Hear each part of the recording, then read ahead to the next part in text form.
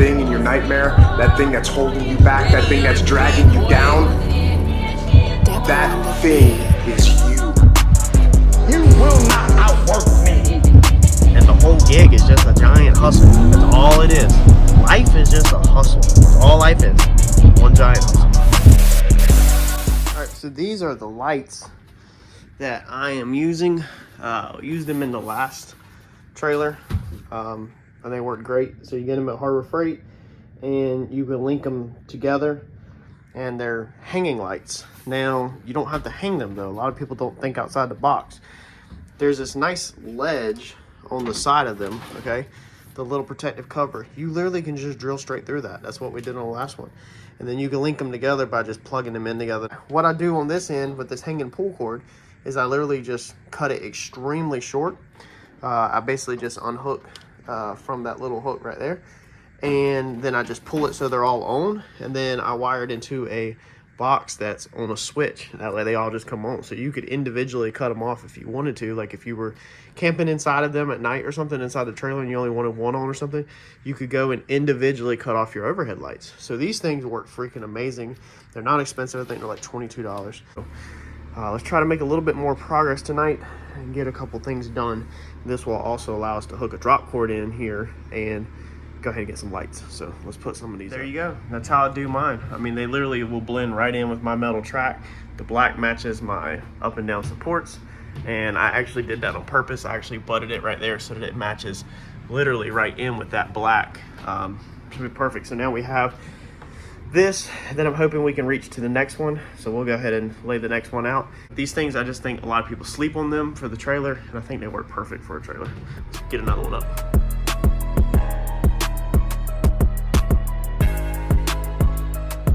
So the floors, you notice I have not done the bottom trim yet. That's because we are waiting. We gotta do the floors first. I need to sand them all out. So we need to do floors, then trim. They go around like this. Then you can measure from your trim to there. So that's why I did the trim in the ceiling the other day, so I could get all of this done, and I trimmed up over the doors and around that. So that's why the top half is all done out. Everything's trimmed all out because I can go to my aluminum piece up there, whereas right now I don't have the aluminum in the floor, so I can't do a clean cut up to it. All right, so I think that's gonna be the game plan. Let's see if we have some lights in the garage in there that we can use up to save some money.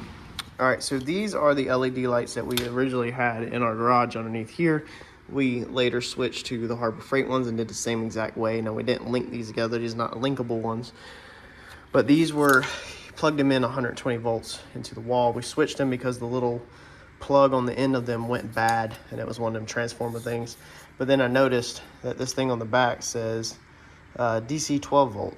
So I'm pretty sure that if we literally just cut these ends off, these are also linkable, and hook them straight to 12 volt, we should be fine. That the plug on the end, the big fat traditional plug that you see on a lot of things, was actually like a transformer. It looked something like this, a big square, and it actually stepped it down from 120 volts to 12 volts. So I'm gonna strip one of these wires, and actually I had one cut, I don't know where it went. I'm gonna strip one of these, test it to a drill battery, and see if that's the case. In case it does work, so we just saved ourselves more money by hanging on the stuff that I didn't need no more. And now we can mount these up, and we don't have to buy lights for underneath the cabinet. So using a drill battery, that's what that will look like with the LED strips once they're wired up. Man, that is a ton of light. That's more light than we have in the current trailer. All right, now to get from here to here, it's as simple. We're gonna keep this super simple, and we could overcomplicate this thing and hardwire all these in. But like I said, if you keep this where these things unplug, then if one goes bad and you need to use your warranty, you just take 3 screws out, unplug it, and swap it out. You're not having to do any electrical work anywhere, no matter where you are. You can hit a Harbor Freight and swap it out. So we have the plug on this end. So we're gonna plug a black drop cord in. See here, hide it just like we would the other stuff.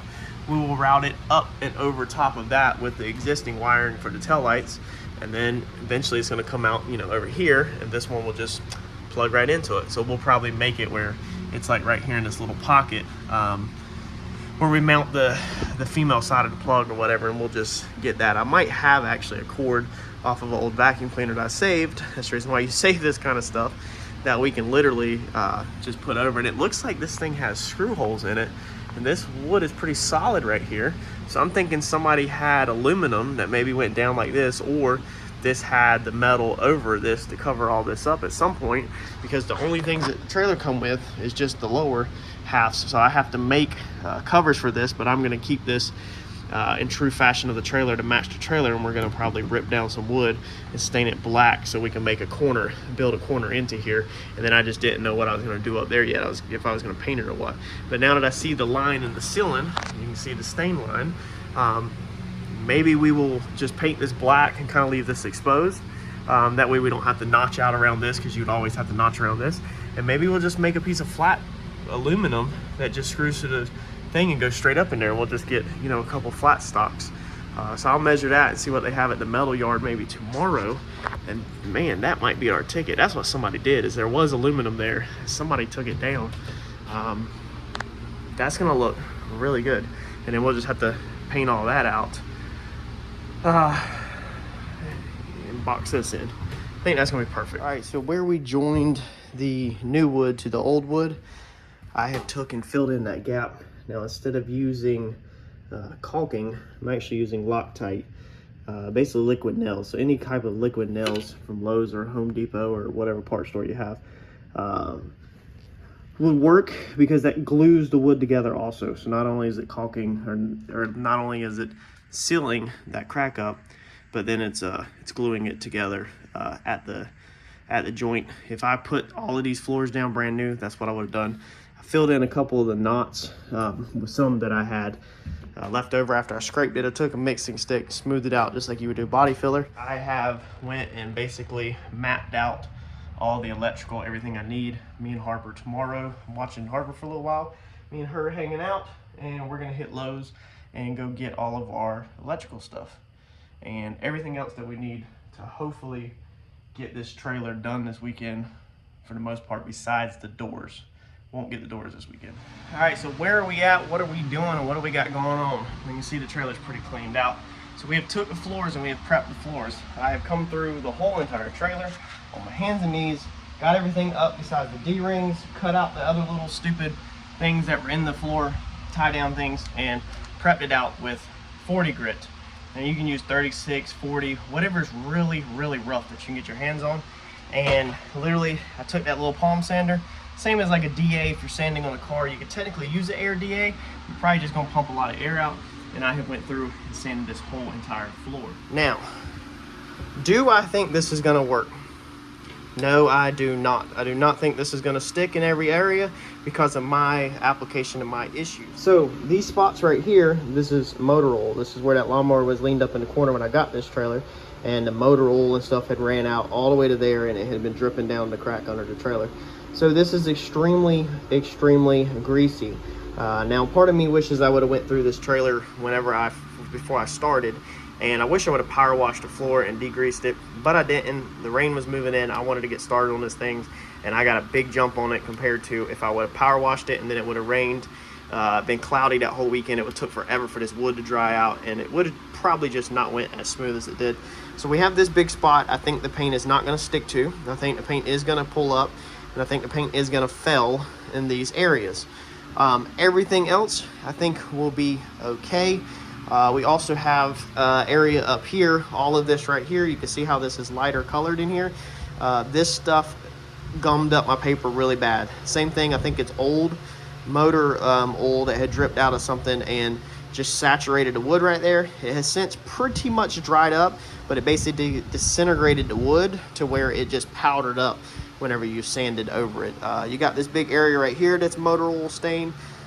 So all these areas are extremely greasy, even though I sanded the piss out of them with 40 grit. Now this wood is extremely rough because of its age. So as you can see, it's had a lot of age on it, so I don't want to come in here too aggressively. I have a hardwood floors background, and I do have access to hardwood floor sanders. So I literally could have went and grabbed some hardwood floor sanders and come in here and really took some layers off of this bad boy and made it nice and smooth. But then you're making the plywood weak. It's already kind of curved like that in between the sheets just from age. So I didn't want to do that. So we're gonna rock and roll with this. We have that discounted floor paint. This is gonna get us rolling. Or it would be to rubber coin all of this, the coin flooring, but that stuff is really, really expensive for my budget. So I really don't wanna go that route, but if we sold the other trailer and recouped some money, maybe we could do it in the budget. Now, I'm not sure how much of this gallon I'm gonna pour out. I'm gonna put it on really thick and try to rock and roll with it. I'm hoping that this does this whole floor in here. The gate, I'm not worried about. We're not even to the gate yet. We can always paint that just straight black or rubber coin that, you know, it's not that wouldn't be that expensive or something. We just want to get all this coated so that we can start running our trim and continue on with the show, basically. So let's get this opened up. What we're using is, if you missed the first video, we're using some discounted floor paint. It was $43, and now it was marked down to $15 because it was mixed the wrong color. It's porch, floor, patio, wood, concrete paint. It's weather strong, also for steps, pool decks, and moors. Scuff and peel resistance. Textured anti-skid finish. So let's hope this works. Let's pop this thing open, mix it up, and let's coat this out, and then I will show y'all how it looks afterwards. Now, to coat this out, I think I'm gonna just use a brush, one big brush. Like I said, I have a hardwood floor background, so it's not that big of a deal to brush out a large area for me. A roller is how I did my first trailer. I honestly might go grab the roller. You always would at least brush out with the paintbrush your perimeters first anyway. So I'm gonna kind of see how it goes down with the brush. The thing with the brush is that you can get it on thicker than you can with the roller. Now, you could get a thick nap roller that has thick nap to it, but the paintbrush, I can really put it on thick, man. And that's what I kind of want to fill in all these cracks and imperfections and make this floor kind of look new again. So I'm gonna start with the brush, and if the brush is just too much, we will switch to a roller, and we will just straight pour it out the can and roll it out. We won't be dipping it in like a tray or nothing like that. Well, it has started raining on us. Man, it looks good though. Got most of it done. That is really thick up there, filling in all the cracks. But of course, my luck, we are scraping bottom and we don't have this done right here. So this is a mistint, meaning it was tinted wrong, meaning the paint code is probably not right. So I'm gonna have to get to Lowe's, and if they can match it, if I can get a quart of it, or if I'm gonna have to buy it by a whole nother gallon, and see what happens with that. But right now we are down for the count and out. If I can get the same or close to the same color, and I had to get a gallon of it, the good thing about that is at least then we can go ahead and get the ramp with the same color. It just kind of sucks, but I almost had it. If the floors wouldn't have been so tore up, like so messed up where I had to fill them in, then we would have got it. If I would have used a roller, we would have been in big trouble, because at least the brush, you're not wasting all of it in the roller and everything. In the brush, you can really pull it up in there. So let's get out of the rain, get this thing closed up for this afternoon, and yeah, go from there. At least I got all the perimeters done where we can run our trim, and then we'll just have to blend from like that board right there back. So that's it for Friday afternoon. Well, it dried out pretty decent overnight. It did develop some rust spots where we painted over them D-rings. So the D-rings that we don't use for the cars, that was just left in here, that I left in here in case I ever need them. I kind of wanted to paint over them so that they would blend in with the floor, since they're not going to ever really be used, because the car will always be sitting over top of them. But if you ever haven't used the trailer to move furniture or move a lawnmower or something, they're nice to have some other tie down points. But they rusted, as you can see. So I guess just from the moisture under the trailer and the metal condensating overnight with the paint over it, they rusted. So might have to go back and touch them, do them in black. I bet they're bolted through the floor, and so that's the reason why I didn't want to take them up. Again, I'm not in the exact prime location to be underneath the trailer right now, so I'm trying to avoid going under the trailer at all costs. We're gonna start running the trim this morning. I can already tell you just from Harper dragging mud in that this floor working here and being wet out, this floor is gonna get trashed really fast. So it sucks. So you can see it while it looks good, but it's going to get trashed fast. We'll probably end up honestly coating over it one more time.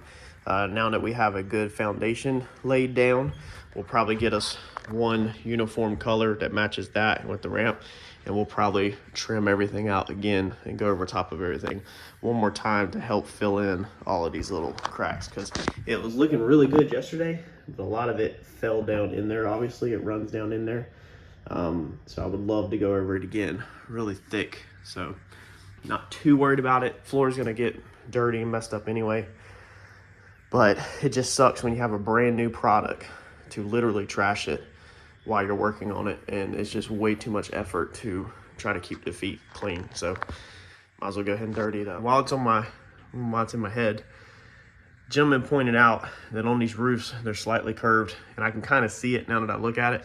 I thought these roofs were 100% flat, but they have a slight curve in them. So that's the reason why these gaps are up here, is because they're tight back there and then it's opened up here. So we might come back and trim that out with something, and we're definitely probably gonna trim the bottom out today.